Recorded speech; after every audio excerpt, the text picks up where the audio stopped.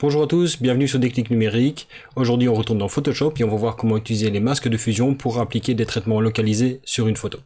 C'est parti.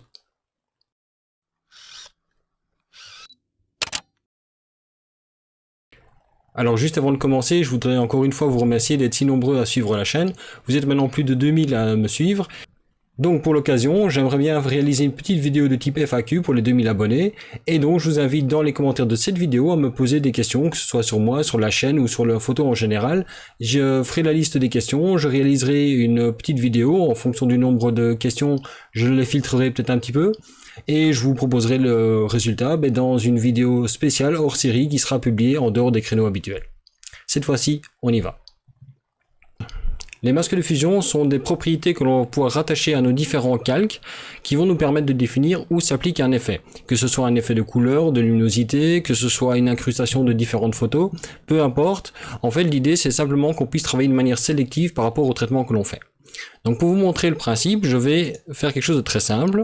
Je vais commencer par, sur le fond ici, faire un point noir. Je vais ensuite créer un deuxième calque. Et je vais créer un point d'une autre couleur, peu importe, et je vais les superposer. Vous voyez que là, jusque là, rien de particulier. Je peux activer, désactiver. On a vu que les calques nous permettaient de travailler de manière non destructive, puisque je peux toujours revenir en arrière en supprimant ce calque-là. Mais je pourrais me dire que éventuellement, je voudrais que la transition entre le noir et l'orange soit un petit peu plus douce, ou je voudrais peut-être que ça ne s'applique pas tel quel. Je voudrais peut-être pouvoir travailler de manière sélective, que éventuellement le jaune ne soit pas appliqué partout. Alors ce que je peux faire pour ça, c'est créer un masque de fusion. La possibilité de créer un masque de fusion se trouve ici en bas. Vous avez cette espèce de rectangle avec un cercle dedans. Quand vous avez un calque sélectionné et que vous appuyez sur le bouton masque de fusion, il va appliquer un masque de fusion qui est totalement blanc. Le concept des masques de fusion est très simple. C'est un élément qui est sur un dégradé de gris, donc du blanc au noir avec tous les dégradés intermédiaires. Pour chaque pixel blanc dans le masque, le calque correspondant est appliqué. Pour chaque pixel noir dans le masque, le calque correspondant n'est pas appliqué. Et pour chaque niveau gris, en fait, c'est un petit peu comme un effet de transparence. Alors pour vous montrer ça, pour l'instant, vous voyez qu'ici, dans la petite vignette, mon masque est totalement blanc. Si maintenant je prends mon pinceau et que je le mets en noir, donc si je peins sur le calque de fusion, donc vous voyez qu'ici je peux sélectionner soit le calque, soit le masque de fusion. Si je peins en noir sur le masque de fusion, ça veut dire que je vais en fait, en quelque sorte, effacer ce que j'ai dessiné. Donc je vais par exemple ici peindre dessus et vous voyez que j'ai en fait supprimé une partie de l'image. Alors je ne l'ai pas réellement supprimé puisque si je désactive en faisant un clic droit désactiver le masque de fusion, vous voyez que j'ai le résultat d'origine. Si je fais un clic droit activer, vous voyez qu'il réapparaît de nouveau. Ce qui s'est passé en fait, c'est que Photoshop, au moment où il applique cette modification-là, vérifie que dans le masque de fusion, pour chaque élément de l'image, le pixel soit blanc ou noir. Si le pixel correspondant dans le masque de fusion, ici, est blanc, mais tout ce qui est dans cette zone-là de l'image sera appliqué, ce qui est dans la partie noire ne sera pas appliqué. Et vous voyez donc qu'en fait ici, j'ai bien la partie sur laquelle je ne suis pas passé en noir qui est appliquée, la partie sur laquelle je suis passé en noir qui n'est pas appliquée. Alors si maintenant je veux travailler avec des nuances, c'est-à-dire si je veux créer une certaine intégration au niveau de la fusion entre les éléments. Donc je reviens sur mon masque d'origine qui était tout blanc et je vais voir comment je peux faire pour créer une espèce de nuance. Alors je peux travailler de deux manières, soit je vais créer un élément net et je vais appliquer du flou derrière, ce qui n'est pas très pratique. Ou alors je peux travailler avec l'opacité ou le flux de la brosse. Alors il y a une différence entre opacité et flux. L'opacité en fait va travailler sur la quantité d'éléments que vous allez appliquer tant que vous restez appuyé sur le bouton de la souris. Donc par exemple ici, si je peins en noir, si je passe comme ça, vous voyez que j'ai un élément qui sera toujours le même, peu importe le temps que je passe dessus. Vous voyez, je passe, ça change plus rien. En fait, tant que je n'ai pas lâché le bouton de la souris, j'ai 10% d'opacité qui sont appliqués. Si je lâche et que je réappuie, là vous voyez que j'ai de nouveau 10% qui sont appliqués en plus, etc., etc. Moi pour ma part, Donc pour revenir en arrière, je fais CTRL-ALT-Z à chaque fois.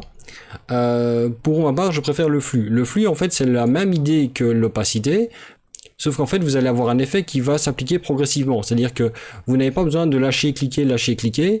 Chaque fois que vous repassez un endroit sur lequel vous êtes déjà passé, l'effet se rajoute dessus. Donc par exemple ici, si je prends un effet léger de 5%, si je commence à peindre, vous voyez que l'effet se crée, et chaque fois que je repasse dessus, l'effet est de plus en plus fort, jusqu'au moment où l'élément est totalement à 100% d'opacité. Alors pour faire quelque chose d'un peu plus propre, je vais en fait simplement diminuer la dureté de la brosse. Donc j'appuie sur Alt, je clique droit et je maintiens enfoncé. Je monte et je descends pour changer l'opacité. Je vais mettre une dureté à 0% et je vais appliquer le même principe. Et vous voyez que là, si maintenant j'emploie le flux avec un noir que je peins sur le masque de fusion, j'arrive en fait à créer une transition entre les éléments. Alors, de nouveau, si je désactive le masque de fusion, l'objet n'a pas changé. C'est juste en fait, ici, quand je fais Alt et que je clique sur le masque de fusion, vous voyez que j'ai appliqué en fait une espèce de point noir avec un bord dégradé. Et du coup, quand le cercle jaune est appliqué, là où les pixels sont blancs, le cercle jaune est appliqué tel quel. Là où les pixels sont parfaitement noirs, ils ne sont pas appliqués. Et là où il y a un niveau de gris, les pixels sont progressivement appliqués comme par un effet de transparence. Et vous pouvez appliquer ça sur n'importe quel type de calque. Alors si vous créez un calque de dessin comme je l'ai fait ici, le masque de fusion n'est pas automatiquement mis, vous allez devoir le créer vous-même. Par contre, si vous employez un calque de réglage, donc je vais prendre un exemple quelconque, je vais prendre les teintes et saturations qui vont vous permettre de changer la couleur. Si je le change, vous voyez que je peux changer la couleur du cercle, il n'y a aucun problème avec ça. Donc les calques de réglage ont automatiquement un masque qui leur est appliqué et par défaut ce masque est totalement blanc. Si jamais vous voulez inverser l'effet du masque, vous sélectionnez le masque et vous faites CTRL-I. Et dans ce cas-là, le masque passe du blanc au noir, ou s'il y a des dégradés, il va inverser les dégradés aussi. Si vous voulez revenir en arrière, vous faites CTRL-I ou commande I si vous êtes en Mac et vous revenez au masque d'origine. Donc maintenant, on va passer à un exemple pratique où je vais montrer comment utiliser ça de manière à améliorer un petit peu une photo et vous montrer 2-3 astuces de retouche en même temps. Donc pour ce faire, je prends cette photo d'un œil que j'ai pris en macrophotographie avec un objectif un peu particulier qui est le MP65 de Canon qui permet d'avoir un grossissement jusqu'à 5 fois.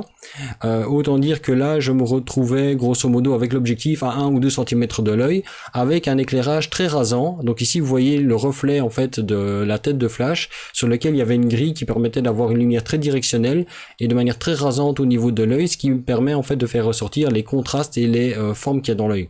Ce que nous on voit généralement comme des dessins de couleurs, en fait ce sont des reliefs, ce sont vraiment des éléments qui ont une texture. Donc il y a moyen de les faire ressortir avec une lumière très rasante. Donc ce que j'ai fait déjà sur cette photo ici, c'est la préparer, c'est-à-dire que j'ai corrigé quelques défauts. Vous voyez qu'ici j'avais une tache qui me plaisait pas, 2-3 éléments, il y avait des petites poussières sur l'œil, et j'ai un tout petit peu augmenté la saturation, jusque là rien de spécial. Mais ma photo, je la trouve globalement légèrement sous-exposée.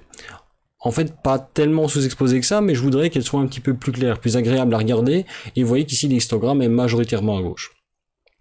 Alors pour faire ça, je pourrais très bien employer une courbe de tonalité, mais je vais employer une autre technique qui a tendance à être plus douce et qui permet également d'éviter d'induire du bruit dedans. Ça marche pas toujours, mais dans ce cas-ci, ça va fonctionner relativement bien.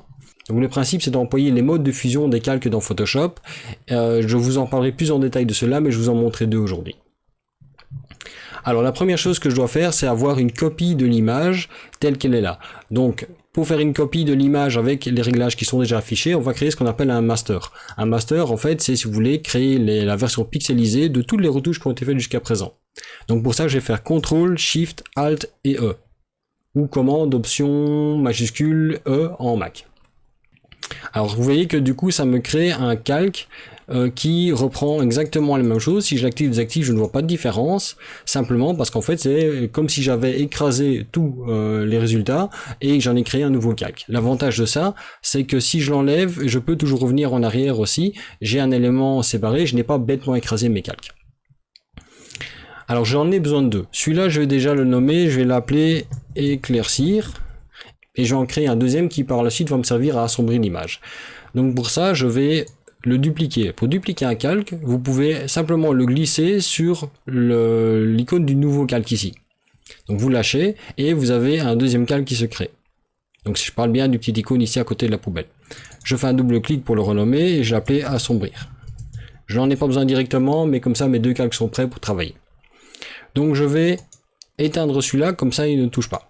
Celui-ci, pour éclaircir, je vais le passer. Donc vous avez dans la liste déroulante ici des modes de fusion. Chaque mode de fusion a un effet particulier sur la manière de mélanger les pixels entre les différents calques. Ici je vais le mettre en superposition.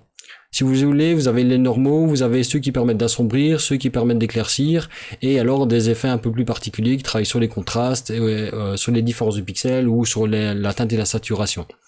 Ici, on va commencer par, dans la catégorie éclaircir, mettre en superposition. Et vous voyez qu'instantanément, ma photo est beaucoup plus claire, un petit peu trop même, et justement c'est les parties qu'on va corriger, mais j'aime beaucoup le côté doux de ce rendu là. On a quand même encore du détail qu'on va améliorer par après, mais j'ai du détail et j'ai une photo qui est nettement plus claire sans avoir plus de bruit. Par contre, le problème, c'est que cet effet-là ne me plaît pas au niveau de l'œil ici, au centre de l'œil, parce que ça, c'est censé être très sombre, et ça a un petit peu cramé les parties sur les côtés ici. Vous voyez d'ailleurs au niveau de l'histogramme, vous voyez qu'ici, j'ai la partie qui est totalement cramée. Donc, ce qu'on va faire, c'est appliquer un masque de fusion et supprimer les parties dont on n'a pas besoin. Donc, je sélectionne bien mon calque éclaircir, j'ajoute un masque de fusion, par défaut il est blanc, donc l'effet n'a pas changé, et maintenant, ce que je vais faire, c'est que je vais prendre un pinceau avec comme couleur le noir. Donc si vous n'avez pas les bonnes couleurs de base, vous appuyez sur D, comme ça il revient au blanc et en noir, et vous pouvez appuyer sur X pour passer entre l'avant-plan et l'arrière-plan. Donc mettez bien le noir à l'avant-plan, prenez à ce moment-là une brosse relativement grande, ça dépendra de la taille que vous voulez faire, ici ça me convient bien, ça va me permettre de faire un petit peu les contours, et de préférence en général avec une dureté relativement faible, et je vais employer un flux assez faible de manière à ce que l'effet s'applique très doucement. Et ce que je vais faire maintenant, c'est peindre en noir sur le masque de fusion, pas sur la photo, faites bien attention d'avoir sélectionné ça ici, et d'aller peindre dans les zones qui me plaisent moins. Et vous voyez qu'ici, je vais en fait progressivement enlever l'effet de la zone qui ne me plaît pas. Et je vais peindre comme ça jusqu'au moment où j'ai supprimé tout l'effet de manière très douce. Vous voyez, si maintenant je fais Alt et que je clique sur le masque de fusion, vous voyez que j'ai en fait supprimé l'effet de cette zone-là. Et donc si maintenant je fais un avant-après, vous voyez que j'éclaircis bien l'œil, mais je n'éclaircis plus cette partie-là. Donc je vais ensuite m'occuper de la zone qui est à droite, je vais prendre une brosse beaucoup plus grande, et je vais atténuer l'effet en fait d'éclaircissement sur le côté ici. Vous voyez, je vais peindre délicatement, je vais un petit peu réduire la brosse pour aller chercher un petit peu plus dans cette zone-là, et je vais récupérer du détail là où je n'en avais plus. Je vais, comme ça, un petit peu réassombrir les endroits qui étaient trop clairs. Voilà, comme ça. C'est encore fort clair, mais vous voyez que maintenant, ce n'est plus cramé au niveau de ma photo. Et donc, si je fais un avant-après, vous voyez que du coup, j'ai bien éclairci cette partie-là, la partie finalement où il y a le plus d'intérêt, et celle-là n'est pas aussi éclaircie, du moins juste ce qu'il faut pour éviter que ça soit trop visible. Alors, deuxième partie, ce que je voudrais faire, c'est accentuer un petit peu les contrastes dans l'œil. Donc pour ça, je vais employer le deuxième calque. Donc je l'active, bon bien entendu maintenant il vient se mettre tel quel sur la photo, mais je vais les passer dans un mode de fusion différent. Ce mode de fusion, c'est le mode produit. Donc superposition et produit, si vous voulez, c'est deux opposés. Quand vous appliquez une image en produit, ça va assombrir l'image. Et vous voyez que là, du coup, j'ai un effet très dramatique. Ceci dit, cet effet-là ne m'intéresse pas sur la majorité de la photo. Ça ne m'intéresse qu'à certains endroits. Ça m'intéresse par exemple au centre de l'œil. Et ça m'intéresse également au niveau des reliefs un petit peu ici dans l'œil pour essayer d'un petit peu les accentuer. Donc ce que je vais faire, c'est créer un masque de fusion. Mais je vais mettre un masque de fusion qui est déjà totalement noir à la base. Si je crée un masque de fusion normal, il est blanc. Pour le supprimer, je vais glisser et je vais le mettre à la poubelle. Il me demande de confirmer que je veux le supprimer. Je le supprime. Si maintenant je veux créer un masque de fusion qui est noir dès le départ, j'appuie sur Alt ou Option en Mac et sur le masque de fusion. Et vous voyez qu'à ce moment-là, mon masque de fusion est totalement noir. Du coup, ce que je vais faire, c'est que je vais aller peindre en blanc sur la partie que je veux révéler. Quand le masque de fusion est blanc, je peins en noir pour masquer des parties. Quand le masque de fusion est noir, je vais peindre en blanc pour révéler l'effet que je veux. Ce que je voudrais faire, c'est un petit peu masquer, si vous voulez, ici le reflet de l'objectif qu'il y avait dans l'œil et aller accentuer certains des dessins dans l'œil. Donc ce que je vais faire, c'est prendre une brosse. Ici, je peux prendre une brosse relativement large puisque je vais travailler dans l'œil. Je vais m'assurer que c'est en blanc, avec un flux relativement faible, et je vais en fait progressivement peindre ici, pour aller assombrir un petit peu l'œil, de manière à ce qu'on ne voit plus ce reflet qui me dérangeait, et de retrouver finalement une partie de l'œil qui est vraiment bien noire. Vous voyez déjà ici, avant, après, j'ai de nouveau un noir bien intense dans l'œil.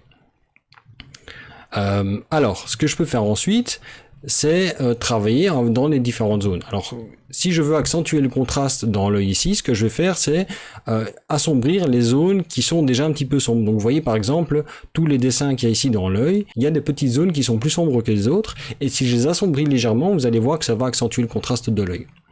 Donc, ce que je vais faire, c'est je prends de nouveau une petite brosse, je vais un petit peu zoomer, pour histoire de voir plus précisément. Je vais maintenant prendre cette brosse qui est un petit peu plus petite, je reste avec toujours un flux de 5%, et je vais aller peindre un tout petit peu dans ces zones ici, où j'ai des zones un peu plus sombres. Vous voyez, je passe entre les filaments, juste là où c'est déjà sombre, pour accentuer le côté un petit peu relief, pour accentuer la profondeur des stries qu'il y a dans l'iris. Voilà, je passe comme ça. Vous voyez, je passe, je ne crée rien, hein, je ne fais que accentuer un effet déjà présent. Ouais, par exemple ici, je peux m'amuser à aller chercher également tous ces petits détails. Et je n'ai vraiment pas fait grand chose, hein. Je peux même accentuer encore un peu, s'il y en a que je trouve un petit peu trop clair. Vous voyez, j'accentue un petit peu, il y en a certains qui sont plus sombres que d'autres. Et comme ça, je vais aller accentuer vraiment les formes que je retrouve dans l'œil, juste en allant assombrir des éléments qui sont déjà sombres, par un calque qui est en fait une copie de l'image, que j'applique en mode produit, et avec un masque de fusion qui me permet d'aller révéler les zones où je veux que l'effet apparaisse. Alors, voyons voir maintenant le résultat, avant et après. Vous voyez la différence, elle est quand même assez notable. J'ai vraiment accentué l'effet de contraste ici de manière super localisée. Alors si j'affiche le résultat au niveau du masque de fusion, vous voyez que là en fait j'ai donc mon masque qui est à la base totalement noir, et partout où j'ai du blanc, ben, l'effet du calque appliqué en méthode produit sera appliqué. Là où j'ai un dégradé de gris, il va être appliqué avec une certaine transparence, et là où c'est totalement noir, ben, bien entendu il n'est pas appliqué. Donc voilà pour la base des calques de fusion, j'espère que ça vous montrera un petit peu comment les utiliser. Alors bien entendu, il y a moyen de faire beaucoup plus que ça avec les calques de fusion, ici ce n'est juste qu'une base pour vous montrer le principe élémentaire qui est de pouvoir masquer ou révéler un effet que l'on applique sur la photo. J'en ai profité pour vous montrer 2-3 autres choses, mais bien entendu je continuerai à en dire plus dans de futures vidéos où je ferai des développements plus complexes en me basant sur celle-ci comme référence. Voilà, j'espère que cette nouvelle vidéo Photoshop vous aura plu. Si elle vous a plu, comme d'habitude, likez-la, mettez des commentaires, dites-moi ce que vous en avez pensé. N'oubliez pas non plus de mettre dans les commentaires les questions auxquelles vous voulez que je vous réponde dans la future vidéo FAQ qui sortira donc dans quelques jours, une fois que j'aurai assez de questions auxquelles je vais répondre. Ce sera une vidéo de type vlog, bien entendu. N'hésitez pas non plus à partager cette vidéo ainsi que les autres de la chaîne. N'oubliez pas qu'il y a les autres vidéos sur la chaîne avec les tutoriels Lightroom, les tutoriels Photoshop bien sûr, les discussions et les tutoriels de prise de vue que je continuerai. La semaine prochaine, je vous montrerai quelque chose de très coloré. Et sinon, moi pour le reste, je vous dis à bientôt sur Déclic Numérique.